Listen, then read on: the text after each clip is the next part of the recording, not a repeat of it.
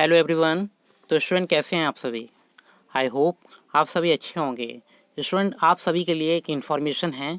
UP assistant teachers की जो vacancies अभी आई हैं 2003 पोस्ट हैं, जिसमें उसका जो ऑफिशियल नोटिफिकेशन है वो आ चुका है।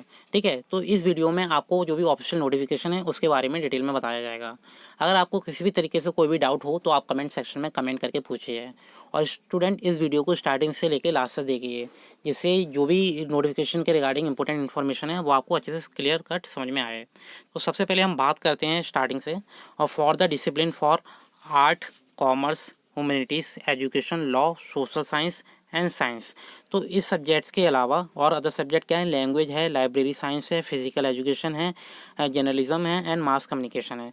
तो जो भी इन्फॉर्मेशन मैंने अभी आपको बताई और जो डिफरेंट स्ट्रीम और डिसिप्लिन मैंने आपको बताए, तो उसके रिगार्डिंग कुछ एलिजिबिलिटी क्राइटेरिया है। वो क्या है? एलिजिबिलिटी ए और बी। ठीक है, तो दो कैटेगरी में आपको एलिजिबिलिटी दे रखी है, ए और बी के ऑप्शन में, तो उसे देख लेते हैं एक बार। तो ए कैटेगरी में जो एलिजिबिलिटी है उसमें साफ साफ लिखा हुआ है आप मास्टर डिग्री विथ 55% मार्क्स। मतलब जो एस्पिरेंट असिस्टेंट प्रोफेसर जॉब के लिए अप्लाई कर रहे हैं तो उनके पास मिनिमम क्वालिफिकेशन क्या होनी चाहिए? मास्टर डिग्री होनी चाहिए, और साथ ही साथ जिसमें कितने मार्क्स होने चाहिए? 50% मार्क्स कम से कम होने चाहिए, फर्स्ट कंडीशन। सेकंड क्या है? आपने क्या क्लियर किया हुआ हो? नेट एग्जाम क्लियर किया हुआ हो, मतलब नेशनल एलिजिबिलिटी टेस्ट आपने क्लियर किया हुआ हो। ठीक है, कंडक्टेड बाय यूजीसी और द CSIR, मतलब इन दोनों के द्वारा ये कंडक्ट कराया गया हो। ठीक है, तो अगर आप साइंस के स्टूडेंट हैं तो आपने CSIR नेट का एग्ज़ाम दिया होगा, जिसके रिगार्डिंग आपको एलिजिबिलिटी सर्टिफिकेट प्रोवाइड करा दिया गया होगा। तो कंडीशन ए में आपके पास दो ऑप्शन थे, जिसमें एक मास्टर डिग्री के रिगार्डिंग था और दूसरा आपको नेट सर्टिफिकेट के रिगार्डिंग था।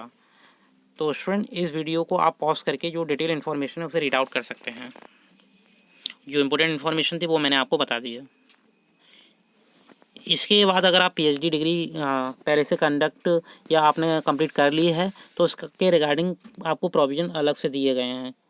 ठीक है, तो आप उसे रीड आउट कर लीजिए। अगर आप नेट आपने क्वालिफाई किया है तो आपके पास मास्टर डिग्री होनी चाहिए at least 55% plus net certificate. After that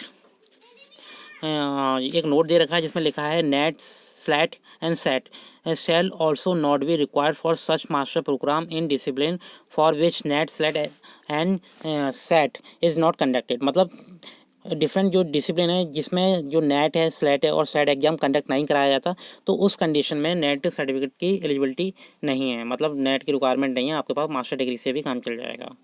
इसके बाद जो बी ऑप्शन दे रखा है जिसकी अभी हम बात कर रहे थे, तो उसमें क्या दे रखा है?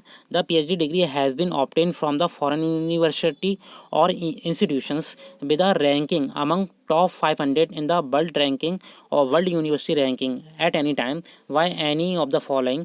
ठीक है, अगर आपको इस तरीके से कंडीशन सेटिस्फाई हो रही है तो कुछ क्वालिफिकेशंस या कुछ इन्फॉर्मेशन दे रखी है जिसे आपको सेटिस्फाई करना होगा। ठीक है, तो जो ए ऑप्शन था वो आपके लिए इम्पोर्टेंट है, और ऐसे एस्पिरेंट जिन जो बी कंडीशन को सेटिस्फाई करते हैं तो वो इसे एक बार गो थ्रू कर लीजिए। इसके बाद जो सेकंड ऑप्शन है उसमें भी कुछ स्ट्रीम्स दे रखे हैं, कुछ डिसिप्लिन दे रखे हैं, जिसमें म्यूज़िक है, परफॉर्मिंग आर्ट्स है, विजुअल आर्ट्स है and other traditional Indian art forms like sculpture etcetera. तो इसमें जो एलिजिबिलिटी ए और बी दे रखी है इसे भी एक बार देख लेते हैं, जिसमें सेम इन्फॉर्मेशन है जो पहले दे रखी थी, जिसमें मास्टर डिग्री होनी चाहिए कम से कम 55% मार्क्स के साथ, और दूसरा आपके पास क्या होना चाहिए? नेशनल एलिजिबिलिटी टेस्ट का सर्टिफिकेट होना चाहिए जिसे आपने क्लियर कर लिया हुआ हो।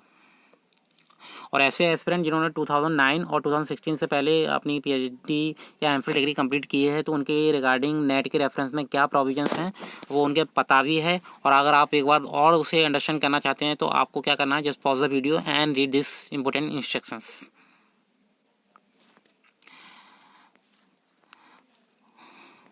इसके बाद जो बी ऑप्शन में दे रखा है और करके, अ ट्रेडिशनल और a professional artist with highly commendable professional achievement in the subject concern having a bachelor degree who has studied under a noted or master artist, has a great artist of hair and Doordarshan, and has the ability to explain with logical reasoning the subject concerned, and has acquired or adequate knowledge to teach story with illustration of discipline. तो ये certain information है, अगर आप इस condition को satisfy करते हैं तो आप इस एप्लीकेशन फॉर्म के लिए एलिजिबल होंगे।